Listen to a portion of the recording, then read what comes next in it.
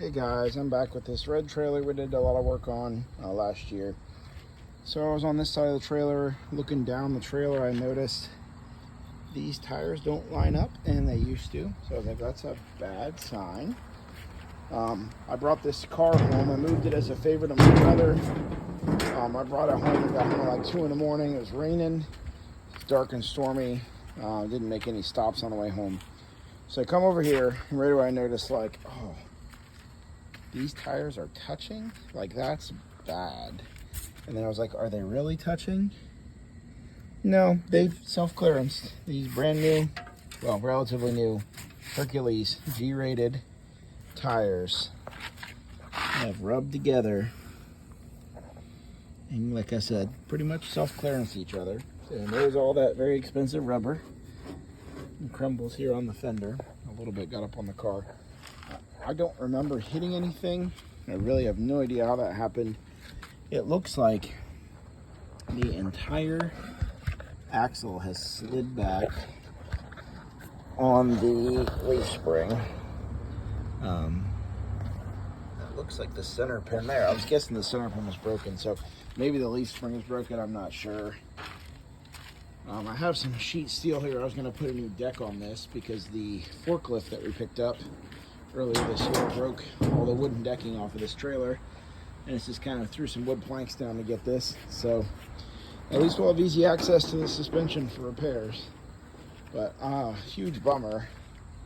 You know, these tires probably would have aged or dry rotted before they ran out of tread, but man, that really stinks. It was a lot of very expensive rubber gone off of those very expensive tires.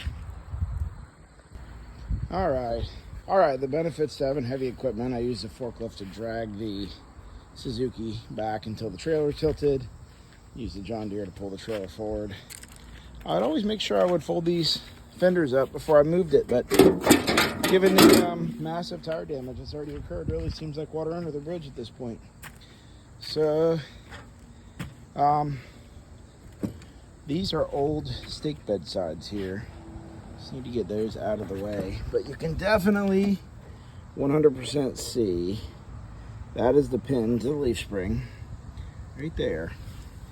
And the entire axle is behind that pin. So the U-bolts, I don't know, the U-bolts look okay, but they must have loosened up or something. I don't know. That entire axle has moved. Huge bummer. So that is why this is out of line, because with this end that much further back, it's making that go like this. So that's well, I don't know how I didn't catch that in my mirrors. Like I said, it's the end of a very long day. I was very tired.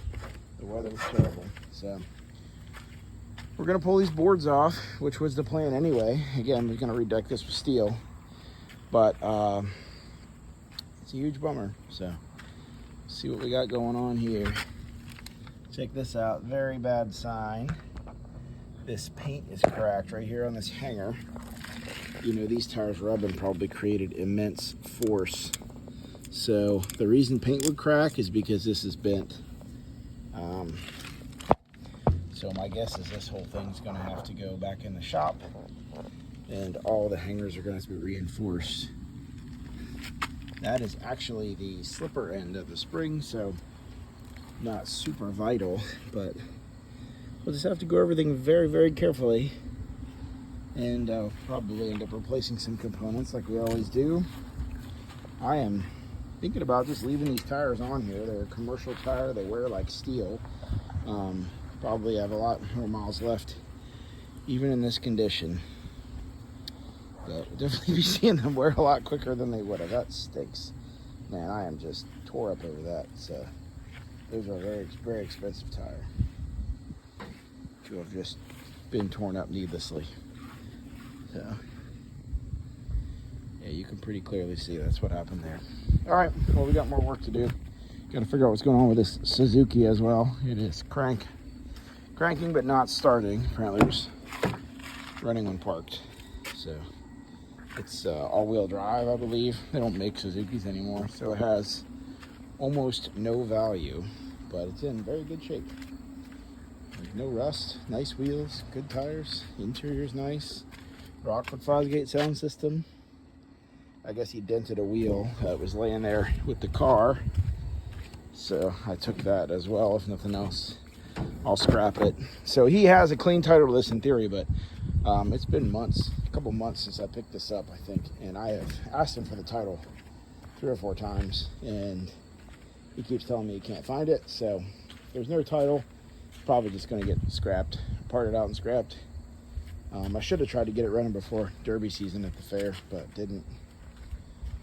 So we'll see what happens with this, but for now, multiple projects as usual, just project upon project. We are stacking them up and not really making a ton of progress on them. So we'll see where the day brings us. So it wasn't a total bust. I think this thing might have had a bad ground. That's why I had that extra set of jumper cables on there, but with the battery hooked up to our big jump starter, it runs. And right after this, I actually took it for a drive. It's got some funny scraping sounds. Definitely have a sidewall belts broken on one of the tires, probably just from sitting. But as you can see, it revs, sounds good. So talked to my brother. He is going to file for a lost title and send that to me now that we got this thing running, and we'll get it cleaned up, and it could be my daily driver, or maybe I'll just pass it along to the next person.